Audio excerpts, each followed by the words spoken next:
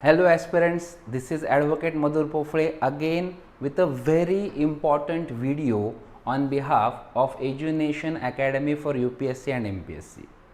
We are the closest to the preliminary examination this year. This is Tuesday and we are going to attempt the preliminary examination on Sunday this week.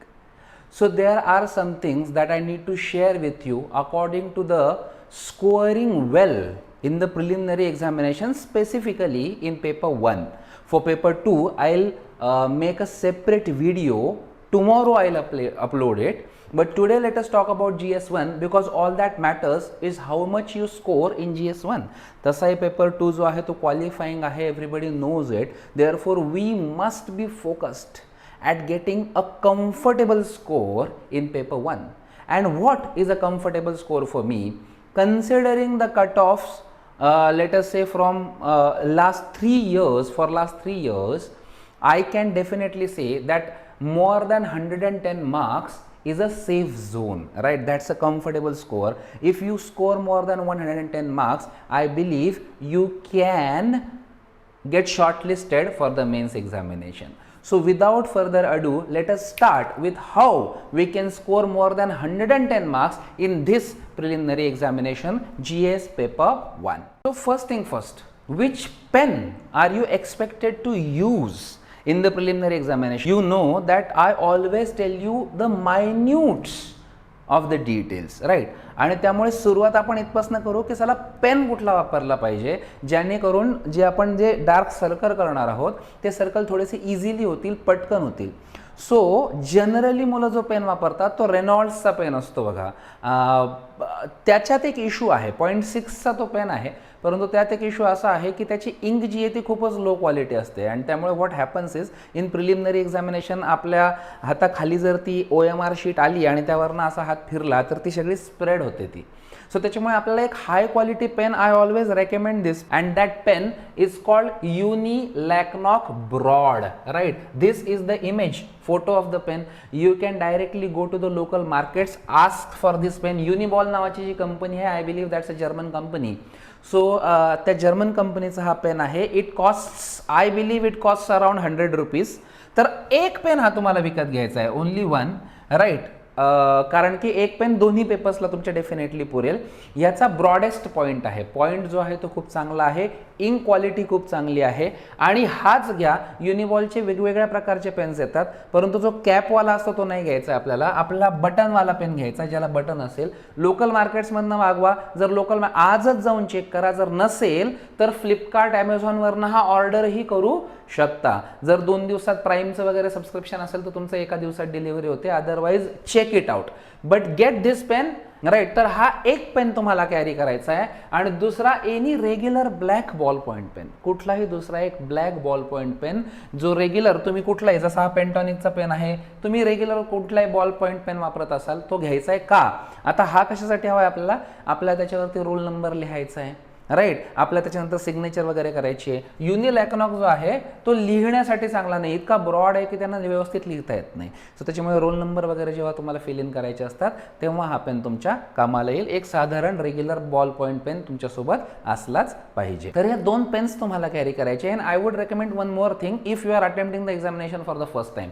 ज्यांची नेहमीची सवय आहे त्यांना ठीक आहे, पण जर पहिल्यांदा तुम्ही करत असाल तर I would recommend carry a pencil also. आता या पेन्सिलची काय गरज?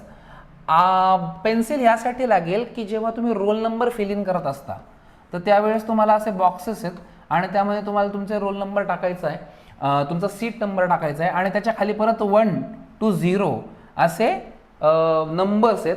आणि तो सर्कल तुम्हाला, फॉर एक्झाम्पल इथे 5 लिहिणार असेल मी, तर इथे 5 नंबरचे सर्कल आहे ते मला डार्क करायचे आहे, राईट? तर अशा पद्धतीने मी माझा सीट नंबर लिहित असतो. खूप वेळेला हा गोळ होतो की आपण इथे चुकीचं सर्कल डार्क करून टाकतो घाईघाईमध्ये. आता ॲक्च्युली घाई नसते, OMR शीट तुम्हाला लवकर आलेली असते, पण तरीही मी रेकमेंड करेल की एक पेन्सिल आणि एक इरेझर कॅरी करा. आणि सुरुवातीला काय करा की हे जे सर्कल्स असतील ते डार्क करताना पेन्सिल न करा, क्रॉस चेक करायचं की मी जो नंबर लिहिला आहे त्याचाच नंबरचं सर्कल डार्क केलेलं आहे का, त्यानंतर ते इरेज करायचं एक सर्कल तेवढं आणि ते पेननं डार्क करायचं, परत दुसरं इरेज करायचं चेक करून, मग पेननं डार्क करायचं, असे ते पूर्ण सर्कल्स डार्क करा. असं माझं रेकमेंडेशन आहे. For I know a lot of people ज्यांच्याकडनं ही मिस्टेक झाली आणि त्याच्यानंतर ते खूप पॅनिक झाले. Therefore I am telling you, carry a pencil, use this technique. Okay, so you are going to carry 2 pens. आणि one more trick or tip about this is, हा जो पेन असेल, जो कोणता तुम्ही सर्कल करण्यासाठी वापरणार आणि जो कोणता तुम्ही सीट नंबर्स वगैरे लिहिण्यासाठी वापरणार, 1 किंवा 2 दिवस आधी, 2 days प्रायर, हा जो पेन आहे ना, हा थोडासा वापरून घ्या. एकदम नवीन पेन एक्झाम हॉलमध्ये घेऊन नका जो, कारण मग त्याचा बॉल हार्ड असतो आणि तो लवकर लवकर चालत नाही. सो त्यामुळे 1-2 दिवस आधी त्यांना आहे ना आडव्या उभ्या रेषा मारून घ्या, थोडासा वापरून घ्या, जेणेकरून तुम्हाला तो फ्री बॉल राहील त्याचा एक्झॅक्टली तुमच्या एक्झाम हॉलमध्ये. Understood? That is the first step. Now the second thing is, पहिली गोष्ट, आपल्याला चांगला स्कोर करायचा असेल तर आपल्याला एक समजून घ्यावं लागेल की what is the nature of the exam. I have been telling this thing since I have been making videos on YouTube, since I have been started teaching people in the classroom training program ki UPSC preliminary is not entirely about your knowledge, because it's a fact there are a lot of knowledgeable people who still fail preliminary and there are a lot of people who are average and they still pass preliminary. It's a matter of skill to pass the preliminary examination. So त्याच्यामुळे फक्त knowledge कामाला येणार नाहीये. तुम्ही याच्या अगोदर किती अभ्यास जास्त केलाय किंवा किती कमी केलाय, आता इथून पुढे फार मॅटर करत नाही. What matters is your presence of mind and your calmness of mind आणि तुमचा एज्युकेटेड गेस, राईट. सो तुमचं लॉजिक आणि तुमचा एज्युकेटेड गेस तुम्हाला एक्झाममध्ये जास्त हेल्प करणार आहे कुठल्याही नॉलेजपेक्षा. नॉलेज बेस लागतोच, कारण एज्युकेटेड गेस आहे तर त्याचा अर्थ काय आहे की it is based on your knowledge, right. So knowledge base लागतोच, परंतु एंटायरली नाही. लॉजिक आणि एज्युकेटेड गेसेस खूप जास्त काम करतात. जी राऊंड्सची स्ट्रॅटेजी मी तुम्हाला सांगेल त्यावेळी तुमच्या लक्षात येईल की मला नक्की काय म्हणायचं आहे. Now let us come down to how many questions are suppose to be solved. खूप जणांना हा प्रॉब्लेम आहे की सर नक्की अटेम्प्ट काय करायचा. म्हणजे जो डिबेट आहे ना तो ह्या दोघांमध्ये बघा, ॲक्युरसी आणि मोर नंबर ऑफ क्वेश्चन्स. म्हणजे मी ॲक्युरसीच्या मागे पळू की मी जास्त क्वेश्चन्सच्या मागे पळू. मी असं करू की 60 क्वेश्चन पण मी ॲक्युरेटली सोडवले, 2 तास आरामात टाईम घेतला, 60 सोडवले पण मी ॲक्युरसी मेंटेन केली. किंवा मी असं करू की सर ॲक्युरसी मागे पुढे असेल थोडीफार पण आपण 95 क्वेश्चन्स सोडून आलो. दोन्ही चूक.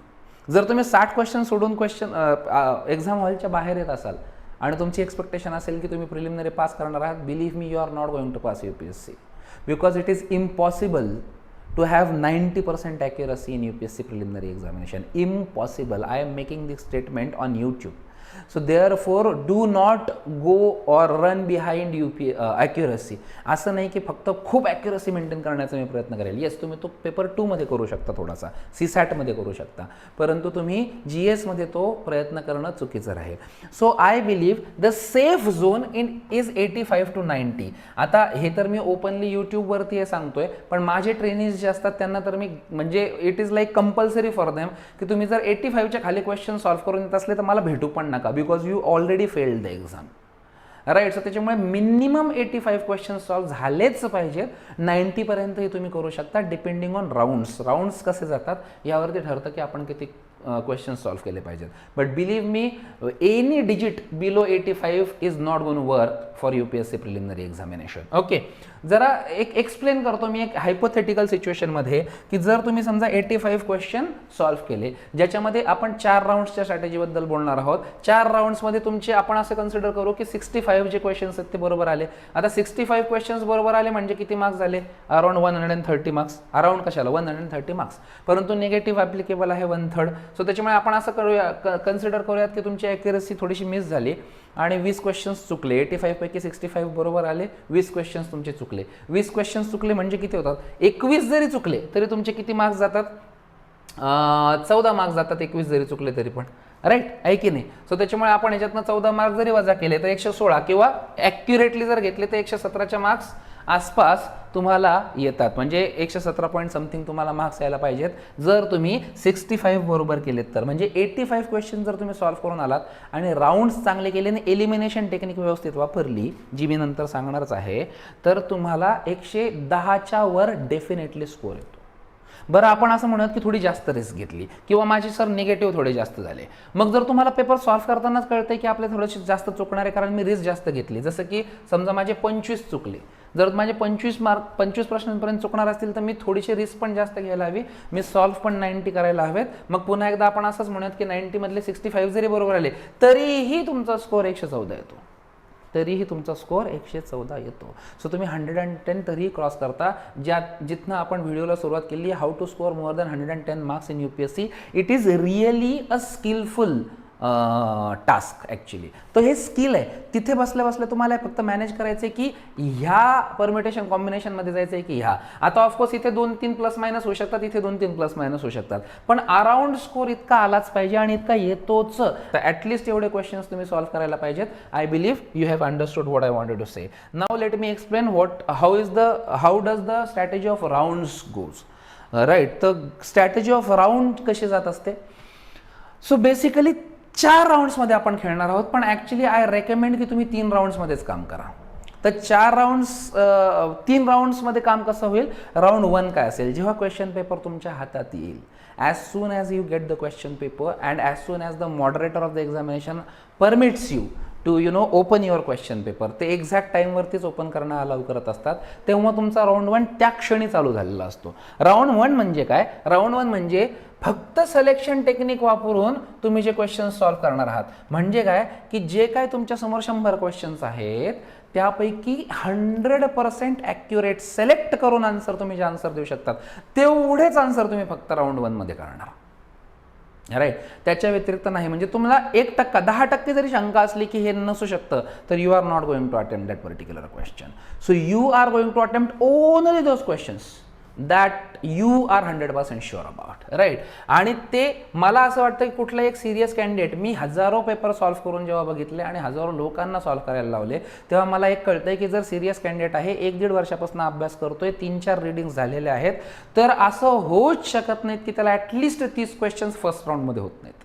तो if you are a serious candidate, तुम्ही ॲटलिस्ट 30 क्वेश्चन फर्स्ट राऊंडमध्ये करतच असता. आता फर्स्ट राऊंड करताना तुम्हाला एक काम करायचं आहे, नाहीतरी तुम्ही असे स्किप करत चालणार ना. 30 क्वेश्चन असं थोडीच असणार की पहिल्यापासून 30पर्यंत तुमच्या बरोबर ते आले फर्स्ट राऊंडचे क्वेश्चन्स. असं असू शकतं की पहिल्यानंतर डायरेक्ट पहिला तुम्हाला येतच नाही, डायरेक्ट 10वा प्रश्न येतोय. सो तुम्ही 9 प्रश्न ॲटलिस्ट वाचता येते ना, स्किमिंग तरी करताय ना. आता स्किमिंगची स्ट्रॅटेजी काय. स्किमिंग म्हणजे वेगळ्या प्रकारे वाचण्याची ती एक पद्धत असते. त्याच्यावरती यूट्यूबवरती खूप व्हिडिओज आहेत, नंतर बघा ते व्हिडिओज की how to do skimming. Right, तर स्किमिंग करत करत तुम्ही जात आहात. सो त्याच्यामुळे तुम्ही काय करणार, तुम्हाला प्रश्न बघितले हे तर कळतं की यार मला हा 100% येतोय की नाही येते की 50% येतोय. मग स्वतःचे काही सिम्बल्स ठरवा. जसं मी पर्सनली काय सांगेल की समजा स्टार सिम्बल आहे, स्टार सिम्बल आहे माझा 50% साठी. त्याच्यानंतर समजा एक सिम्बल आहे राऊंडचा सिम्बल आहे, म्हणजे अख्ख्या त्या क्वेश्चन नंबरला मी राऊंड करेल. समजा 12 नंबरचा क्वेश्चन होता, हा आहे 25% साठी. राईट, तर जेव्हा आणि नो सिम्बल म्हणजे जिथे सिम्बलच नसेल दॅट इज लाईक 100% इनॲक्युरेट, म्हणजे मला येतच नाही तो प्रश्न बिलकुलच. मग मी काय करणार आहे, जो प्रश्न मला येतो तो me on the spot solve करून टाकणार आहे.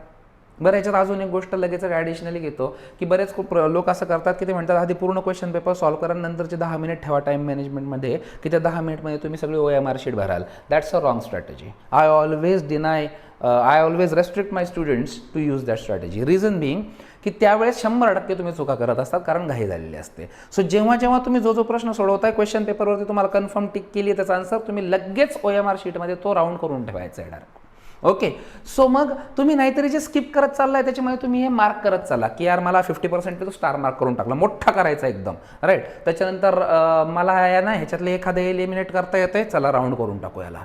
म्हणजे काय की तुम्ही ॲक्च्युली 100चे 100 प्रश्न वाचून घेताय पहिल्याच राऊंडमध्ये आणि त्यापैकी 30, 35, 40पर्यंत माझी तर एक्सपेक्टेशन असेल की 40पर्यंत तुमचा फर्स्ट राऊंड व्हायला पाहिजे. 40पर्यंत तुमचे प्रश्न फर्स्ट राऊंडमध्ये यायला पाहिजे. आणि साधं सरळ आहे हो, 13 ते 15 प्रश्न पॉलिटीतले असतात, एक्स्ट्रीमली इझी. म्हणजे जर 15 प्रश्न पॉलिटीतले असले आणि तुम्ही सिरियस कॅन्डिडेट असले तर असा होऊच शकत नाही की तुम्हाला 13 प्रश्न बरोबर येत नाहीत. सो पॉलिटीचे व्यवस्थित प्रश्न असतात, इकॉनॉमीचे ठीकठाक प्रश्न असतात, जिओग्राफीचे ठीकठाक प्रश्न असतात. एवढे 3 मिळूनच तुमचे जवळपास 40 प्रश्न होतात जर तुमची ॲक्युरसी मेंटेन तुम्ही केली. आणि त्यात जर तुमचं सायन्स आणि एन्व्हायरमेंट चांगला असलं विषय संपला. हिस्ट्री मी ह्याच्यात यामुळे घेतलं नाही की मागच्या 2-3 वर्षापासून हिस्ट्री खरंच स्ट्रेंज येते खूप, तर हिस्ट्रीमध्ये थोडंसं कन्फ्युजन वाढतंय लोकांचं. परंतु ह्या 2-3 सब्जेक्टच तुम्हाला पहिला राऊंड क्लिअर करून देऊ शकतात. राईट. तर पहिल्या राऊंडमध्ये तुम्ही जवळपास 30-40 प्रश्न सोडवणार असं मी कन्सिडर करतोय. आणि त्याला टाईम किती दिला पाहिजे? 40 ते 45 मिनिटांचा टाईम. आपण कन्सिडर करूया 45 मिनिटांचा टाईम, कारण आपण पूर्ण पेपर वाचतोय पण सोबत. सो 45 मिनिटांचा टाईम घेणार. फर्स्ट राऊंडमध्ये तुम्ही असेच प्रश्न सॉल्व्ह करणार की जे तुम्हाला 100% सॉल्व्ह करता येतात. Now time comes to second round. Second राऊंडमध्ये काय असेल? जे 50% वाले क्वेश्चन्स आहेत. 50% वाले क्वेश्चन्स म्हणजे काय? असे क्वेश्चन्स की ज्याच्यामध्ये तुम्हाला ॲटलिस्ट 2 ऑप्शन्स एलिमिनेट करता येतात. असे क्वेश्चन्स की ज्याच्यावरती आपण स्टार मार्क केलेला आहे. राईट. तर ॲटलिस्ट 2 ऑप्शन्स तुम्हाला एलिमिनेट करता येतात. तो तुम्ही सेकंड राऊंडमध्ये घेणार. सेकंड राऊंडचा टाईम किती असला पाहिजे? सेकंड राऊंडला तुम्ही डेडिकेट केले पाहिजे 30 ते 35 मिनिट. म्हणजे पहिल्याचे 45 मिनिट धरा, हे 35 मिनिट धरा, झाला तुमचा 1.5 तास तर संपला ना तुमचा. राईट. आता तुमच्याकडे उरलेला आहे अर्ध्या तासाचा वेळ. आणि ह्याच्यामध्ये किती प्रश्न सॉल्व्ह केले पाहिजे याचा मी अंदाज लिहिलेला नाही येथे. पण पुन्हा एकदा माझं म्हणणं आहे की जर सिरियस कॅन्डिडेट आहे तर 25-30 प्रश्न असे असतात की जे तुम्हाला 50% येतातच. 2 ऑप्शन्स तर तुम्हाला एलिमिनेट करता येतातच. उरल्या 2 मध्ये तुमचा सगळा गेम असतो. सो मला असं वाटतं की पहिल्या ह्याच्यात आपण 40 पर्यंत पोहोचण्याचं जसं ट्राय करतोय तसं दुसऱ्या राऊंडमध्ये जर आपण 30 पर्यंत पोहोचण्याचा ट्राय केला, आय गॅरंटी यू दुसरा राऊंड संपल्यानंतर जर तुमचे 70 प्रश्न झाले असतील तर तुम्ही प्रिलिमिनरी पास झालेले. I guarantee you. बरं, याच्यात किती चुकतात याचा इररिस्पेक्टिव्ह टू दॅट. राईट. इतकं मला या राऊंडच्या स्ट्रॅटेजीबद्दल शुअरिटी आहे. मुद्दा फक्त एवढाच आहे की तुमची एलिमिनेशन टेक्निक किती चांगली काम करते. आता इथपर्यंत तुम्ही एलिमिनेशन टेक्निक वापरत पण नाही ॲक्च्युली. 50% म्हणजे पण एलिमिनेशनला घ्यायची गरज नाही. आपण थर्ड राऊंडला एलिमिनेशन जास्त यूज करत असतो. सो बेसिकली सेकंड राऊंड होईपर्यंत तुमचा 1.5 तास झालेला आहे, पण तुमचा कम्फर्टेबली पेपर पण कव्हर झालेला आहे. आता तुम्ही येणार थर्ड राऊंडमध्ये. थर्ड राऊंड हा खूप रिस्की राऊंड आहे. थर्ड राऊंड तेव्हाच घ्यायचा आहे तुम्हाला जोपर्यंत जर तुम्ही त्या क्वेश्चनमधला ॲटलिस्ट 1 ऑप्शन एलिमिनेट करू शकत असले, म्हणजे ज्याला आपण राऊंड केलेलं आहे आपल्या सिम्बल्सच्या स्ट्रॅटेजीमध्ये. तर जे राऊंडवाले आहेत की ह्यातला 1 निघतो, आता 3 पैकी 1 तुक्का मारायचा आहे. आणि तुक्का डायरेक्ट तुक्का UPSC-वाला कधीच मारत नसतो. तुक्का म्हणजे काय की एज्युकेटेड गेस घेत असतो की त्यातले त्यात कोणतं. मग आता इथे एलिमिनेशन टेक्निक्स तुम्ही वापरू शकता. खूप सारे चीट कोड्स आहेत एक्झाममध्ये, जसं की 100% फॅक्ट्स जे असतात त्या बऱ्याचदा चुकीच्या असतात. सो त्याच्यामुळे जर माझ्यावरती ही वेळ आली की थर्ड राऊंडपर्यंत माझे फक्त 50च क्वेश्चन्स अटेम्प्ट झालेले आहेत. लक्षात घ्या, मी काहीच गंमत करत नाही आहे, सगळं सिरियस बोलणं चालू आहे. थर्ड राऊंडपर्यंत माझे फक्त 50च क्वेश्चन झालेत. माझी अशी तशी एक्झाम गेलेली आतातून. मग मला थर्ड राऊंडमध्ये रिस्क खूप जास्त घ्यावी लागेल आणि मी एक तरी सोडून देऊ शकतोय. एक ऑप्शन मला निगेट करता येतं आहे. उरल्या 3 मध्ये मग मला एज्युकेटेड गेस घ्यायचं, तर मी काय करणार? जे युनिव्हर्सली करेक्ट स्टेटमेंट असतात ते जनरली चूक असतात. जे युनिव्हर्सली इनकरेक्ट असतात ते जनरली चूक असतात. ज्याच्यात फॅक्ट्स दिलेले असतात त्या बऱ्याचदा चुकीच्या असतात. Because it is human tendency. प्रश्न बनवणारा जो व्यक्ती आहे तो बऱ्याचदा असंच करतो की बाबा फॅक्ट्स चुकीच्या देईल. म्हणजे मुद्दामच तुम्हाला एखाद्या अकाउंट म्हणजे कमिटीबद्दल सांगायचं असेल, which is the largest committee in the parliament, right, which is the largest parliamentary committee. आणि मग मुद्दामच तुम्हाला अशा काहीतरी फॅक्ट्स देईल की समजा कॉलम्स मॅच करण्याच्या 2-3 वर्षापासून खूप प्रश्न येतात ना, की समजा पब्लिक अकाउंट्स कमिटी पॅक आहे 32 पीपल म्हणजे 32 मेंबर्स. त्याच्यानंतर एस्टिमेट्स कमिटी आहे लेट अस से 28 मेंबर्स. त्याच्यानंतर अजून कोणती समजा बिझनेस ॲडवायझरी कमिटी आहे 13 मेंबर्स. असे मुद्दाम जिथे फॅक्ट्स दिलेले असतात त्या बऱ्याचदा चुकीच्या असतात. त्याच्याकडे जरा तुम्ही लक्ष दिलं किंवा एखादा क्लिअर कट स्टेटमेंट दिलेलं आहे की ज्याच्यामध्ये काहीतरी फॅक्ट्स दिलेले असतात. आता इतक्या फॅक्ट्स तर इम्पॉसिबल आहेत देणं, परंतु टिपिकली जर दिलेलं असलं की बाबा the reservation for economically backward classes are provided under article 15 clause 4 of the constitution. तर इथे फॅक्ट दिलेली आहे, मग त्या फॅक्टकडे जर लक्ष द्यायचं, शक्यतो चुकीची असू शकते because it is not under 15.4 आहे की नाही. सो बेसिकली जर अशा काही चीट कोड्स आहेत, आता चीट कोडवरती यूट्यूबवरती खूप व्हिडिओज आहेत आणि मला पर्सनली ते आवडत नाही तसं सांगणं की असं स्टेटमेंट असलं तर हे चूक असतं, असं स्टेटमेंट असलं ते बरोबर असतं. हे पोरांना सांगू नये, कारण की ते बरोबर नाही आहे आणि ते ॲव्हरेज आपण बोलतोय. हे मागचे 10 पेपर बघून आपण एक ठरवू शकतो की असे प्रकारचे क्वेश्चन्स असतात, पण त्याची काही गॅरंटी नाही. खूप UPSC ॲस्पिरंट तिथेच चुका करतात. मिलियन व्ह्यूज आहेत अशा व्हिडिओजवरती की 20 cheat codes I can guarantee 130+ marks. अरे असं कसं चालेल बाबा? म्हणजे तुम्ही अभ्यास नका करू, काही नका करून ते 20 चीट कोड्स वापरा आणि तुमचे 130+ मार्क्स येतील. इम्पॉसिबल आहे. पण अशा व्हिडिओजवरती मिलियन व्ह्यूज आहेत आणि आपण इथे इतका चांगला कंटेंट बनवतोय ना आपल्या व्ह्यूजवरती, की आपल्या व्हिडिओजवरती किती व्ह्यूज? 50, 40, 200, 500 फार तर फार. So that's bad, but it's all right. आता त्याला काहीच नाही करू शकत आपण. So cheat codes I personally do not prescribe any cheat code, but जर वेळ पडलीच तर मग काय करता? सो त्याच्यामुळे काय हरकत नाही, तसे एखादे 1 मिलियन व्ह्यू म्हणजे तुमचा एक व्ह्यू ॲड करून टाका आणि ते चीट कोड्सची व्हिडिओ पण बघून घ्या. जर गरज पडली तर वेळ आलीच तर मग ठीक आहे. म्हणजे मी इथे स्पष्ट लिहिलं आहे, don't take much risk if you have already solve more than 70 questions. जर तुमचे 2 राऊंड झाल्यानंतर 70च्या वर क्वेश्चन्स झालेले असतील तर जास्त रिस्क घेऊ नका राऊंड 3ची. 10-15 अजून प्रश्न सोडवा, 85पर्यंत पोहोचलं बस, टेन्शन नाही, राईट. परंतु आणि याला टाईम किती गेला पाहिजे? फार तर फार 20 मिनिट याला टाईम गेला पाहिजे. मग अजून तुमच्याकडे 10 मिनिट उरले. 10 मिनिट तुम्हाला कशासाठी आहेत? तर 10 मिनिट आहेत तुम्हाला सुसाईड अटेम्प्ट करण्यासाठी. सुसाईड अटेम्प्ट म्हणजे काय, की जर तिथे आलं नाही तर काय तिथेच आत्महत्या करा? No, I never say that. UPSC is not life. UPSC is an important part of life, but it is not life, right. So basically तुम्ही करणार काय आहात मग?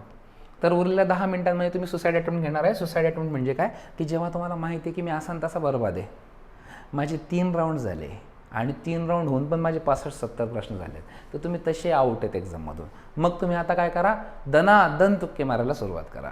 उरलेली 20-25 चांगले 90पर्यंत अटेम्प्ट करूया. मी तो म्हणतो 92-93 अटेम्प्ट करून या. मग जर तुमचे 3 राऊंड झाले आणि 70 प्रश्न झालेले नसतील, मग तुम्ही ऑलरेडी आउट आहात. मग तुम्ही डायरेक्ट 90च्या वर मारून या. आत्तापर्यंत तुम्ही किती पुण्य केलं आहे, किती भिकाऱ्यांना दान दिलं आहे, या सगळ्याच्या गोष्टीचं अक्युम्युलेशन होईल आणि कदाचित तुम्ही प्रिलिमिनरी पास व्हाल, राईट. 4था round I do not prescribe 4था राऊंड, बट ठीक आहे. जर वेळच पडली तर काय ते तुम्हाला कळलं पाहिजे. जर तुमचे 70-75 प्रश्न पण झाले नसतील तर मग बिनधास्त 4थ्या राऊंडला जा. जे चीट कोड्स असतात ते चीट कोड्स आता 4थ्या राऊंडमध्ये बिनधास्त डोळे झाकून अप्लाय करा आणि दनादन 10 मिनिटात उरलेले 25-30 प्रश्न सोडून टाका. काय करणार? आलं लक्षात? सो त्याच्यामुळे 4थ्या राऊंडपर्यंत पोहोचण्याची वेळ देव करो तुमच्यावरती येऊ नये. पण जर आलीच तर मग तुम्हालाही कळायला हवं की काय करायला पाहिजे. तर सुसाईड अटेम्प्ट करायचं. म्हणजे जर खूप हार्ड पेपर गेला तर मग तर 92-93-95पर्यंत अटेम्प्ट करून काही प्रॉब्लेम नाही, राईट. असे मिरॅकल्स मी पाहिले आहेत. एकच पाहिले माझ्या लाईफमध्ये आत्तापर्यंत, पण तो कार्यकर्ता डायरेक्ट 95 सॉल्व्ह करून आला होता आणि he did not pass the complete UPSC. नंतर मेन्समध्ये त्याचे पानिपत झालं. परंतु येस, म्हणजे आय हॅव सीन दिस. तो त्याच्यामुळे आणि there are lot of people like this. Stories भरपूर ऐकले, पण मी पर्सनली एकच कार्यकर्ता असं बघितलेलं आहे. So basically, I believe you have understood what I have tried to say. And finally, what are the key takeaways from this particular video now? So first of all, you are expected to avoid silly mistakes. Silly mistake काय असतात की ते मी म्हटलं की सगळा paper एकदा सोडून घ्या आणि सगळ्यात नंतर OMR शीट एकत्र भरा. त्याच्यामध्ये तुम्ही सिली मिस्टेक करणार. म्हणजे काय, 5 नंबरमध्ये तुम्हाला C लिहायचं होतं, तुम्ही 5 नंबरचं D करणार आणि 4 नंबरचं C करणार. तर ते एकमेकात इंटरचेंज होत असतं. सिली मिस्टेक बिलकुल करायचे नाही, घाई बिलकुल करायचे नाही. आपण पहिल्या राऊंडला चांगला 50 मिनिट देतोय, 45 ते 50 मिनिट. आरामात पेपर सोडवा. घाई अजिबात होता कामा नये. सिली मिस्टेक म्हणजे त्यातल्या अशा गोष्टी की ज्या फॅक्च्युअल आहेत, ज्या तुम्हाला 100% माहिती पाहिजेत. People who pass the examination never go wrong in factual questions or any questions that are straightforward. तर स्ट्रेट फॉरवर्ड क्वेश्चन्समध्ये कधी चूक झालीच नाही पाहिजे. फॅक्च्युअलमध्ये चूक झाली नाही पाहिजे. याचा अर्थ काय, की एक तर तुम्ही तो कंप्लीट सोडून द्या, नाहीतर मग अटेम्प्ट केला तर 100% बरोबर अटेम्प्ट करा. कारण factual question is an opportunity either to leave it or to take it. आलं लक्षात? सो त्याच्यामुळे सिली मिस्टेक्स अजिबात करायच्या नाही. असं व्हायलाच नको की मी काहीतरी इकडे आन्सर बरोबर केलं आणि OMR शीटमध्ये चुकीचं केलं घाईघाईमध्ये. असं व्हायलाच नको की फॅक्च्युअल क्वेश्चन सोडवलं माझ्या डोक्यात आला, अरे यार हे आन्सर होतं त्याचा. असा फालतूपणा झाला नाही पाहिजे. Second, be in the present moment. समजा सिली मिस्टेक झाली तर स्वतःचं डोकं बडवत बसू नका. खूप जणे करतात, सर मला आहे ना 84th क्वेश्चन मी करत होतो किंवा 44th क्वेश्चन मी करत होतो आणि तो चुकला आणि मग मला आहे ना खूप डोक्यात राहिलं ते आणि तिथून पुढचे 3-4 प्रश्न मी तिथून पुढचे 10 मिनिट तर फक्त त्याचाच विचार करत बसलो. काय फालतूपणा आहे? मूर्ख आहात का तुम्ही? 2 तासाच्या तुम्ही तिथे ना you are in the race with time, right. तुम्ही टाईमसोबत रेसमध्ये आहात आणि टाईम तुमच्यासाठी थांबणार नाही आहे. सो त्याच्यामुळे प्रेझेंट मोमेंटमध्ये राहा. समजा सिली मिस्टेक झाली, तुम्हाला कळलं तुम्ही चुकीचं उत्तर दिलं आहे, सोडून द्या विषय, संपलेला आहे विषय, काही विषय नाही. Be in the present moment. Don't over think. फार ओव्हरथिंक नका करू. खूप वेळेस तसं होतं की पहिले 10, 15, 20 प्रश्न असे दनादन आले, एकही येत नाही आपल्याला त्याच्यात, आणि मग ओव्हर थिंकिंग सुरू होते. अरे बापरे, मग सगळ्यांचं असं होत असेल का, माझ्या एकट्याचं असं होत असेल का, समजा जर मी आत्ता ही प्रिलिमिनरी पास नाही झालो किंवा नाही झाले आणि घरी गेलो तर मग घरचे काय म्हणतील, मग माझे पप्पा काय म्हणतील, मग माझी मम्मी काय म्हणेल, मग माझं लग्नच करून टाकतील का, मग मला नोकरीच करायला लावतील का. फालतूपणा नको करू. तुमच्याकडे 2 तासाचा टाईम आहे ना, तो फक्त परीक्षेसाठी द्या. ओव्हर थिंकिंग करू नका. एक ही, आणि दुसरी ओव्हर थिंकिंग म्हणजे क्वेश्चनच्या बाबतीत म्हणजे काय की तुम्हाला एक साधा सरळ प्रश्न विचारलाय, समोर त्याचं उत्तर तुम्हाला दिसतंय, बट जस्ट बिकॉज तुम्हाला वाटतं की नाही UPSCचा प्रश्न आहे, इतका सोपा थोडीच असेल, आणि म्हणून तुम्ही उगीच, पण लक्ष्मीकांतमध्ये असं लिहिलं होतं, पण DD बसू तर तसं म्हणतात नाही, पण सुभाष कश्यपमध्ये तर असं आहे, म्हणून याचं उत्तर कदाचित असं असू शकतं. असा फालतूपणा नका करू. बरेच प्रश्न स्ट्रेट फॉरवर्ड असतात. ओव्हर थिंक करू नका बाबांनो. वेळेवरती जर 15, आणि एक त्याच्यासाठी एक स्ट्रॅटेजी आहे माझ्याकडे. जर तुम्हाला असं दिसलं की एक पूर्ण 10-15 प्रश्नांपर्यंत तुमचं अवघड म्हणजे तुम्हाला ते येत नाही, म्हणजे याचा अर्थ काय की एका पर्टिक्युलर सब्जेक्टशी डेडिकेटेड ते प्रश्न आहेत आणि तो सब्जेक्ट तुमचा वीक आहे, तर मी जनरली काय करायचो, मग अशा वेळेला सरळ 25 क्वेश्चन स्किप करायचो. म्हणजे जेव्हापासून तो सेक्शन सुरू झाला, दर 25 क्वेश्चन नंतर सेट चेंज होत असतो.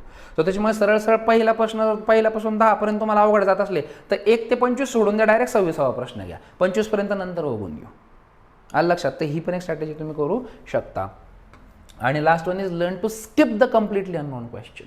जर तुम्ही वाचताय आणि तुम्हाला असं आहे की ते नाहीच, लगेच बिलकुल मी त्याच्याबद्दल काहीही वाचलेलं नाही आहे आणि त्याच्याबद्दल काहीतरी प्रश्न आहे, समजा श्रीलंका रिलेशन्सबद्दल काहीतरी प्रश्न आहे, तुम्ही ते नाही वाचलेले, तर कशासाठी डोकं लावताय जास्त त्यात पहिल्या आणि दुसऱ्या राऊंडमध्ये. 3ऱ्या आणि 4थ्या राऊंडमध्ये नंतर लावा डोकं, त्याला सर्कल करा आणि जा पुढे. जो 100% अननोन क्वेश्चन आहे तो स्किप करण्याची सवय लावा, आणि ती सवय तुम्हाला तेव्हाच लावेल जेव्हा तुम्ही खूप जास्त मॉक टेस्ट सॉल्व कराल. Is that understood? So in the yesterday's video I have told you how psychologically keep calm, and in today's video I have told you की तुम्ही टेक्निकली प्रिलिमिनरीमध्ये कसा चांगला स्कोर करू शकता. उद्या CSATची पण स्ट्रॅटेजी सांगेल.